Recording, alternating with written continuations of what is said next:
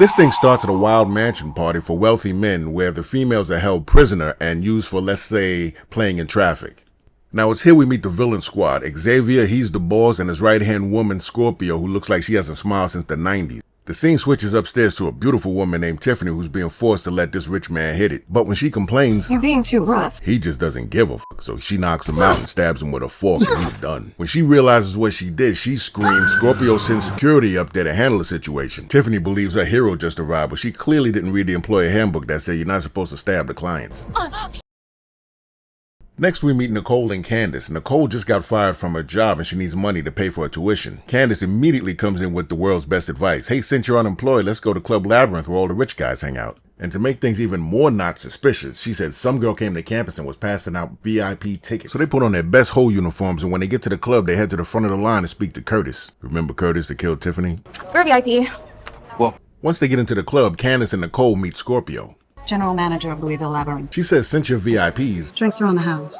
and she'll catch back up with them later. Problem is, Candace isn't feeling it. She wants to go home. But Nicole wants a job, so she has Scorpio introduce her to this Bond villain looking dude. And of course, he gives her a job. I think we can find a place to put Nicole to use. Nicole immediately starts working there and making tons of money. But when her mother finds all that cash, she tells the truth about where she works and her mother forces her to quit. "Mom, And that's what she tries to do. She goes back to the club to Scorpio's office and says, I can't work here anymore." and she tries to leave. But instead, she gets instantly abducted because of course she does. I want to keep her. So they slide her in the truck and take her to the mansion. So we cut to Nicole's mom, Adrian, who was in full panic mode because Nicole is missing. So her mom calls Candace over to find out what she knows. And Candace spills all the beans about Xavier, Scorpio, the Club Labyrinth, and the VIP tickets. At the same time, Nicole wakes up in a mansion with a guy claiming to be a doctor standing over her that wants to give her an injection. "Okay, I don't give a shit who you are." She starts running around the mansion trying to find a way out, but she can't escape because when she finally found the exit, of course it was locked. So they grab her and drag her right back to the room she ran out of. All that for nothing because she had to take that medicine anyway. Good thing for her, she was able to hide it under her tongue, so she spit it out into the cup and tried to escape again. The doctor guy tells Scorpio what happened. She says if she becomes a problem, just put her down. But Nicole's mom has a plan. She found the VIP tickets, calls her homegirl. They put on their whole outfits and they head out to Labyrinth. So when she walks up on Curtis with the VIP tickets, she gets laughed at. So she shows them her butt and they let her in. Nice ass. All right. Scorpio doesn't trust this situation at all. She said we usually don't give passes to someone so old. Mature. She told Curtis to keep an eye on Granny. She starts searching the club and runs into Kit Kat and asks her about Nicole. She gives her an address and tells her to come to my house tonight. That's when Scorpio rolls up with a gun and says, tell me what you're doing here, we're gonna have a problem. Adrian says, you're not gonna shoot me in the club, so she leaves and goes straight to Kit Kat's house. What about her friend? She makes breakfast for Adrian and tells her that Nicole is being held in the mountains. She also tells her it's a prison, and there's only two ways out. You either get auctioned off or you die. Adrian leaves, but Curtis is watching, and he immediately goes in, catches her off guard, and takes her out for talking. Back at the mansion, they're at breakfast, and one of the girls named Sandra tries to make friends with Nicole. Even with the predicament that they're in, Sandra seems cheerful. "Okay, how can you be okay with all of this? Who says I am?" That's when she realizes Sandra doesn't want to be there either.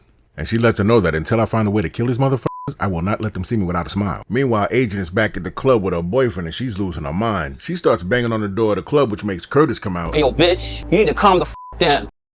Hey, yo, my man, you need to check your hoe, man. That's when one of the police officers they have on the payroll pops out and says, we'll look into it. That's when Xavier pops out, and then Adrian gets a phone call from Nicole from the mansion, and she's being forced to say she's okay at gunpoint. Nicole starts begging to call her mother back, but this dude has had enough. So he drags her out to the pool, drowns her, brings her back, and tells her that her life is his. Your life belongs to us. What are you doing? Okay, this guy. His name is Byron. He's been in the show the whole time. It's her boyfriend, but they wrote him as such a complete goofball, I couldn't include it unless it was necessary. Here's an example. What are you doing? "Going to get my daughter." You just spoke to Nicole. She's fine. He's seen all the evil that's going on around him, but he's still a clown. Either way. What do you want me to do with this? Really?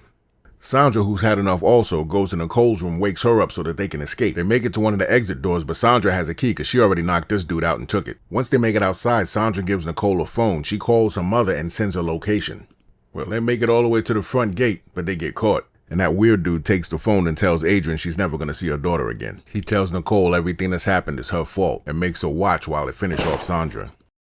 So while she begs for her life, her mother and boyfriend are still on their way. Then they suddenly get a flat tire. Oh, come on. That's how I felt through this whole movie so far. But when they get out to check the tire, there's Curtis shooting at them with a long gun. I'm not going to go too much into how silly this gunfight was. I'll just say they're stomping around out there and he's right there. And rather than shoot at the guy that's shooting at your woman, he shoots up in the air and runs. Then Adrian appears and bucks him twice.